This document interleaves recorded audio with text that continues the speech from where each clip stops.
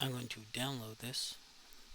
It's this one will we'll use the FBX for this one. I'm going to convert it for use with Second Life, and I'm going to include the animation in the texture. Alright, I imported the FBX with the default parameters. I didn't do anything on the interface. But I did remove some of the bones here, and I'll show how I did that. You go into pose mode, and you select bones, and you check to see if they're affecting the mesh. If they're not, they can be removed. Alright, and I pulled them all into one spot, all over like that. Then I marquee selected them, edit mode, and delete the bones, and back into pose mode.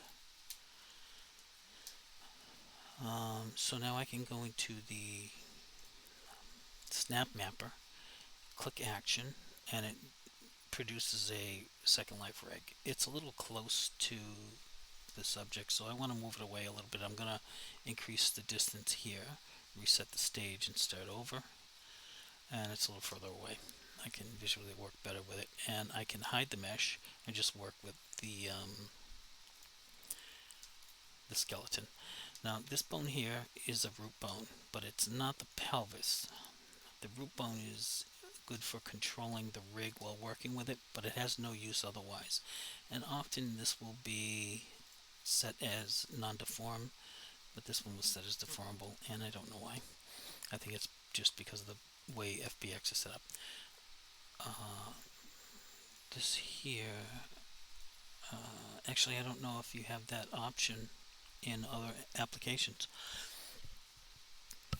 Now I'm going to start with the pelvis.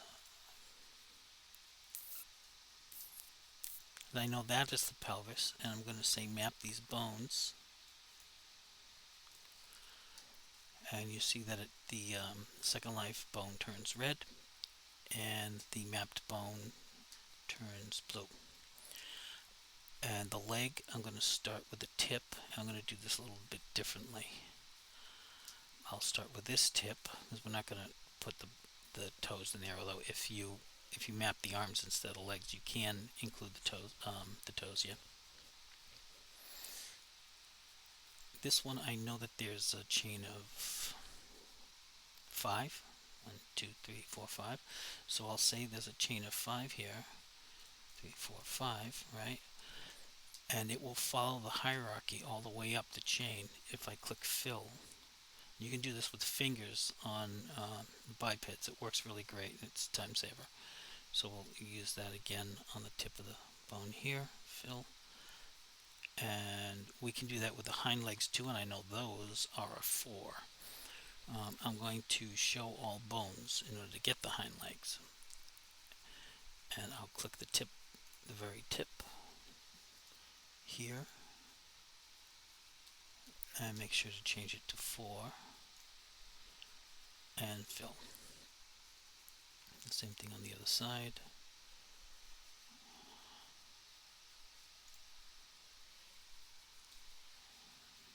Fill.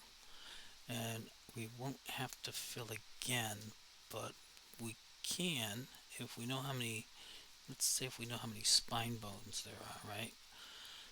Because I've been just pulling the spine bones out of here, and usually I pull them out of here, but it turns out that there is a perfect amount of spine bones that reach all the way to the head bone. And so we find the head bone, right? That's the head bone, and that's the neck bone. So that's 2, 3, 4, 5, 6, 7, and 8. So if I go to the first available spine bone, and I may have been able to use, no, not the pelvis, I couldn't. Maybe, I don't know. If I go to the head bone, and then I go to the head bone on the Second Life. Now we can't use the skull. On the Second Life, now I haven't done this one before, so I don't know if this is going to work on the spine. But remember that Second Life put in extra spine bones for us, and it's an exact match for this particular spine. So So I'm going to, I have to count them again. I forgot my count. I had 1, 2, 3, 4, 5, 6, 7, 8. Is it really 8? We'll find out, won't we? And fill. I don't know if that worked. I'm gonna check. I'm gonna check visually to make sure, because I know the hierarchy is going to be pelvis, M spine 1, M spine 2, then M torso, and if you look over here, you'll see it, and then M spine 3 and M spine 4. So make sure those are right. Yeah, spine 4. Then M chest. All right, this is working out great. And then M neck and M head, and that worked out great. Now instead of us having to actually manually select them and try and figure out who's who, it just did that for us. Now I'm not going to do the same thing with the tail, because I need to skip a few bones, and I'm going to skip the tails that are less articulated, which is going to be after the first one, and I'll deposit what remains to the tail tip, which is probably a little bit more articulated. And there's another way to do this. If you're just building tails, you can make a really, really smooth tail and long. And there's another that you can use safe bones instead, which gives you like 50 bones for a tail. But I mean, then you can't move anything else. I'm going to go here. Of course, you don't need to use tail bones. You could use something else, but that's what we're going to use because that's what they're for. You could use arm bones if you want, and we'll have more. We'll have more bones, won't we? Let's count them.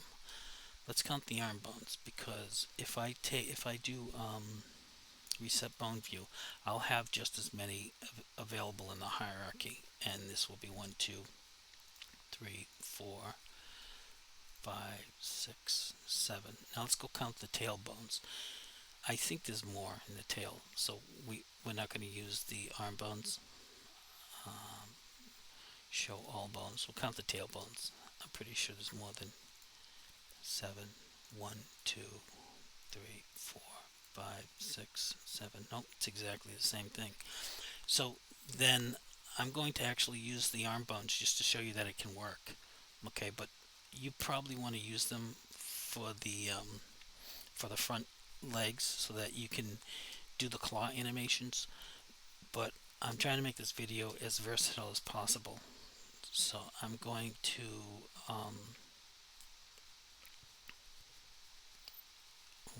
reset the bone view. Reset the bone view.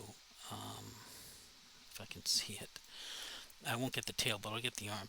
And I want to reset the bone view because it makes it easier to see. And I don't get the volume bones in there that I can't use right away. And you can use them for something, but not in this particular situation that I'm exampling.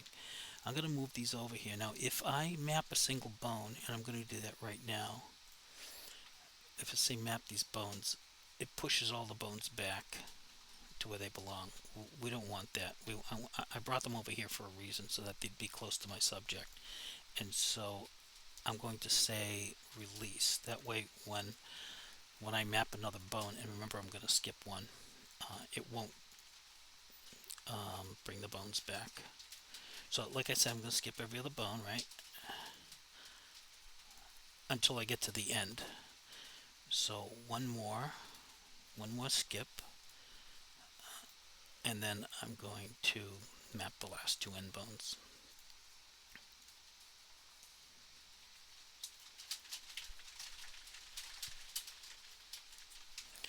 Alright, I think I have my map. I'm going to save it. Save my map, and I'm going to just make it a temp file here.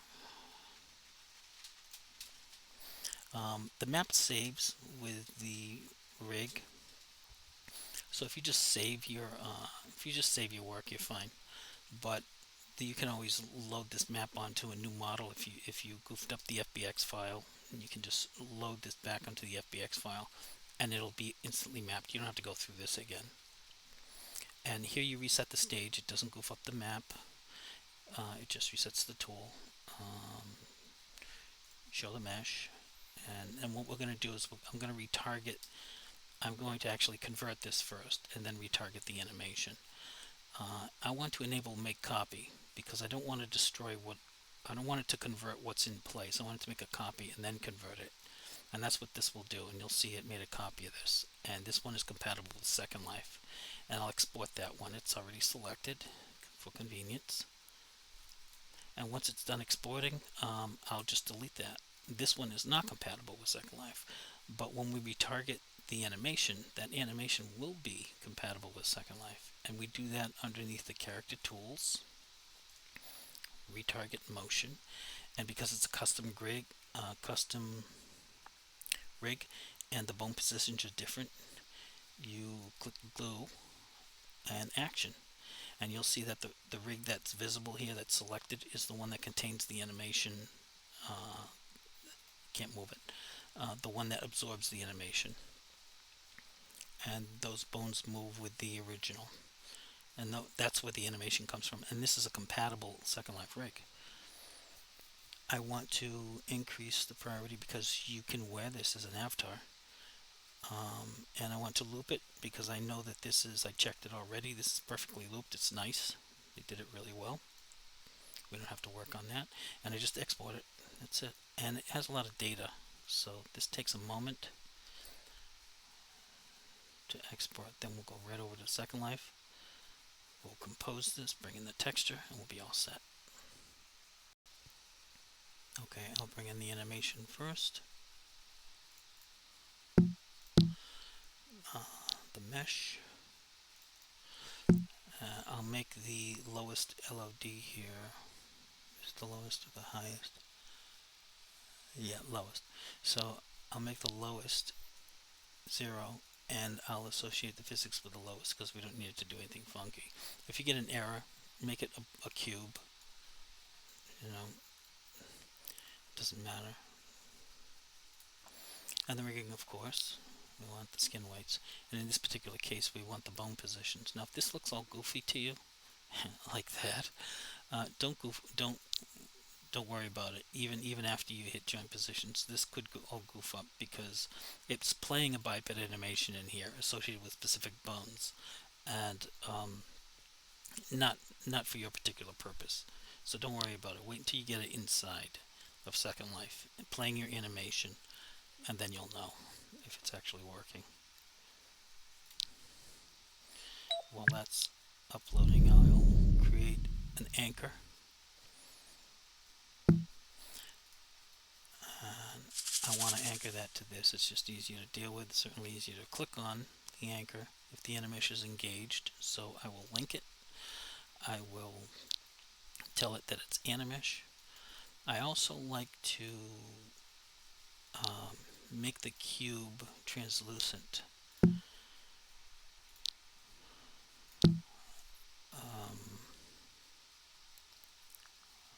Just for my testing. You can also, and you probably will, make it